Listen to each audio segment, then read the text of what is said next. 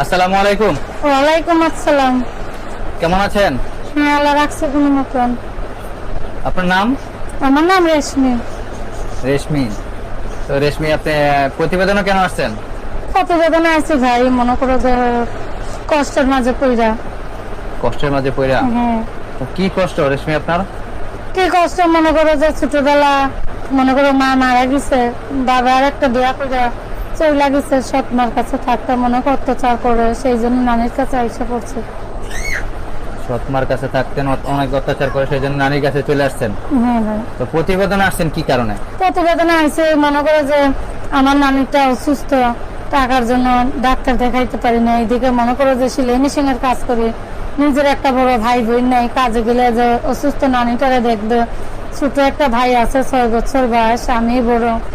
আজকাল মনে করো যে মা যদি মারা যায়, মনে করো বাবা আর বাবা থাকে না, বিয়া করে মনে করো যে অন্যরকম হইয়া যায়, মনে করো তাকে বাচ্চা কাচ্চাকে ভালোবাসে, মনে করো আমরা যে মায়া, আমাকে মনে করো মায়া বলে জিজ্ঞাসা করে না, মনে করো আমাকে অনেক কষ্ট, ভাগ্য যে এত কষ্ট পাবো জীবনে কখনো ভাবি নাই, মা মারা যাওয়ার পরে।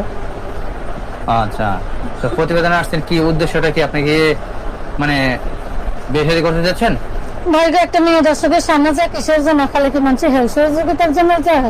তা না, মনে করো যে বিয়ে শাদী করার জন্য মানুষে যায়, যে মনে করো যে আমার সুখে দুঃখে আমার পাশে থাকবে, একটু আজীবন আমার দায়িত্ব নিবে, সে যেমনই মানুষ হোক ভাই, আমি তাকে মনে করো জীবন সঙ্গী করতে চাই।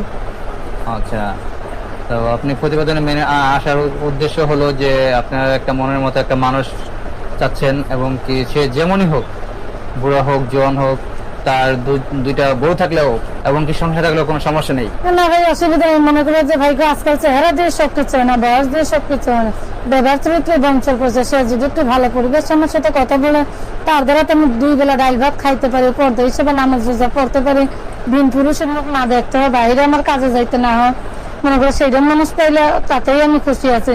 আমাকে মনে করো যে কষ্টের সীমানা নাই, আমাকে ভিটা বাড়িটা পর্যন্ত বন্ধক আছে, আমার নানির চিকিৎসা করছে, নানির জমিনটা আমারই দিছিল, মনে করো সেই বাড়িটা পর্যন্ত আমি বন্ধক রাখছি, মনে করো বর্তমানে আমাকে মনে করো ভিটা বাড়ি এখন তো মনে করো যে বন্ধক আছে বলে আমরা ভাড়া আছি মানুষের বাড়িতে। আচ্ছা, আপনার বয়স কত? এই তো 18।